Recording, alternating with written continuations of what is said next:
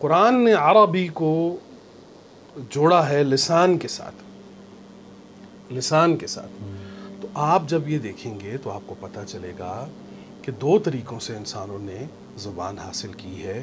ایک تو وہ ہے کہ عمل سے کہ کوئی چیز ہو رہا ہے اس سے ایک اسم اخذ کر لیا ہے. دوسرا وہ جو اسم اخذ کر لیا تھا اب اس کے اسم کے اندر جو ہے کثرت الکلام جو ہے، کثرت الکلام جو تھی، اس کثرت الکلام نے مبالغہ آرائی کا عنصر پیدا کیا. وہ مبالغہ جو ہے وہ لغت کا سبب بنا. اب لغت جو ہے دراصل وہ لسان کے اندر چاشنی پیدا کرتی ہے. اب وہ جو عمل سے ماخوذ جو چیز ہوتی ہے اسے کہتے ہیں لسان.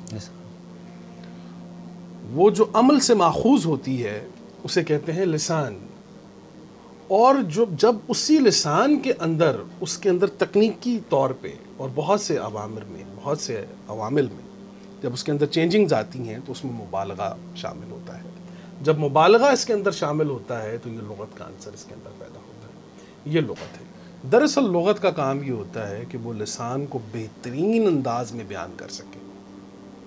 لغت کی ذمہ داری یہ ہے کہ وہ لسان کو سب سے بہترین اور آسان انداز میں پیش کر سکے، بیان کر سکے. اس سے بڑا فرق جو ہے جو لغت اور لسان کے اندر ہے وہ یہ ہے کہ لغت جو ہے وہ رنگ، نسل، قوم، گرامر ان کی قیدی ہوتی ہے. لغت جو ہوتی ہے وہ رنگ، نسل، قوم، علاقہ، گرامر اس کی پابند ہوتی ہے، اس کی قید ہوتی ہے. آپ نے جو ہی علاقہ بدلا، آپ نے اپنی قوم بدلی، اب آپ کی لغت تبدیل ہو گئی. اب لغت کا وہاں پہ دم ٹوٹنا شروع ہو جاتا ہے کیونکہ وہ حدود کے اندر زندہ رہتی ہے. لیکن لسان جو ہے یہ رنگ، نسل، قوم، گرامر، علاقہ اس سے آزاد ہوتی ہے، بیونڈ ہوتی ہے تمام تر چیزوں سے. وہ کیوں بیونڈ ہوتی ہے؟ وہ اس لیے ہوتی ہے کہ لسان جو ہے وہ سفر کرتی ہے کانسیپٹس اینڈ لیسنز کے اوپر. گورے کے پاس جو یہ لفظ ہے لیسن، وہ اس نے لسان کو اٹھایا ہے اور اس نے تبدیل بھی نہیں کیا، کیونکہ وہ جانتا تھا کہ اگر میں نے اس لفظ کو تبدیل کیا تو بات وہ رہے گی نہیں. اب لیسن تو سبق تو ملتے ہیں پوری قوموں کو اپنی اپنی زبانوں میں، لیکن وہ سبق ایک ہوتا ہے. نہیں، لسان سبق بھی ٹرانسفر کرنے کا ایک ذریعہ ہے. جی، اصل میں لسان جو ہے قرآن نے کیوں کہا ہے لسان عربی، لسان عربی. اب دو مقامات پر آپ کو پتہ چلے گا کہ لسان کیوں کانسیپٹس اور لیسنز کے اوپر جو ہے وہ لسان کو کیوں کہا گیا ہے کہ یہ سفر کرتی ہے لسان کانسیپٹس اور لیسنز کے اوپر. وہ اس لیے کہ قرآن کریم میں دو مقامات پر ہے لسان صدق و علیہ. وہاں پہ آپ کو دو لفظ ملیں گے لسان کے ساتھ، صدق و علیہ. علیہ تو اس میں کیا ہے کہ لسان کے اندر جو سب سے پہلی چیز پائی جائے گی وہ صداقت اور سربلندی ہے. صداقت ایک یونیورسل لا ہے، سربلندی ایک یونیورسل لا ہے. یہ کسی ایک قوم کی قیدی نہیں ہو سکتی. سربلندی جو ہے وہ تمام انسانوں کا حق ہے، صداقت جو ہے وہ تمام انسانوں کا حق ہے. لسان کے ساتھ آپ کو یہ تعریف قرآن کے اندر ملے گی، لسان کے لفظ کے ساتھ صدق و علیہ، کہ اس کے اندر صداقت ہے اور علیت ہے.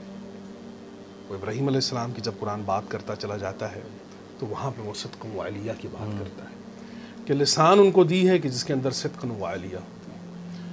تو زبانیں جو ہیں، لغات جو ہیں وہ لسان کی محتاج ہوتی ہیں، لسان کسی لغت کی محتاج نہیں ہوتی. آپ ایک ایسی کتاب پر ایمان لائے ہیں، میرا ایک ایسی کتاب پر ایمان ہے کہ جس کے اندر یہ صلاحیت موجود ہے کہ وہ ہر لمحہ اپنی گرامر خود پروڈیوس کر رہا ہے.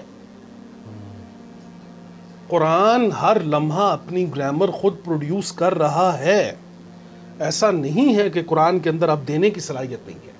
قرآن دے چکا جو پہلوں کے دے چکا، ڈیلیور کرنے کی صلاحیت. ہاں، ایسا نہیں ہے. وہ جو ہم سے پہلے تھے جتنے بھی اور بڑے بڑے ماشاءاللہ جید علماء آج بھی موجود ہیں، تو قرآن ہر انسان کو اس کی علمی سطح کے مطابق اس کی بھوک مٹاتا ہے.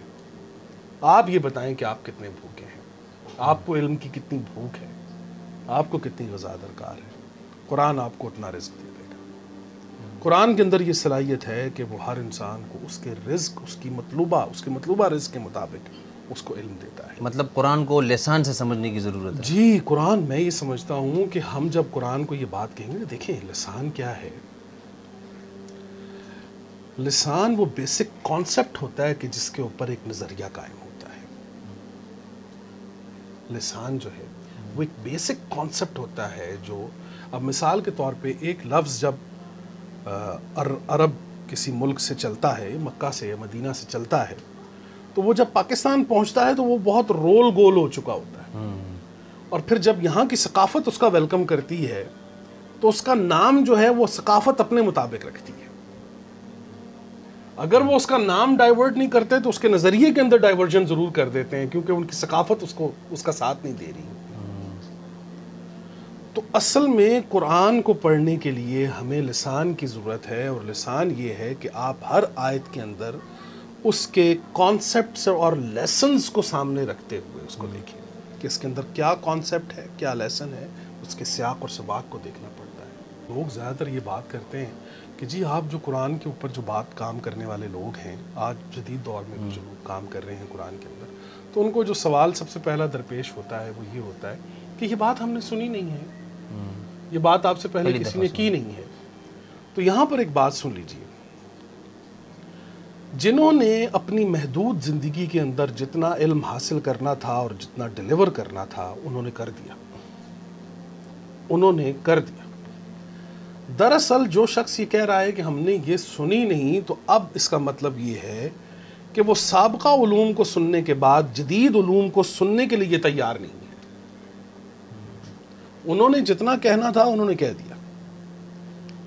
اس کا مطلب یہ ہے کہ کہنے والے تو آج بھی موجود ہیں, کرنے والے تو آج بھی موجود ہیں, آپ سننے کے لیے تیار نہیں ہیں.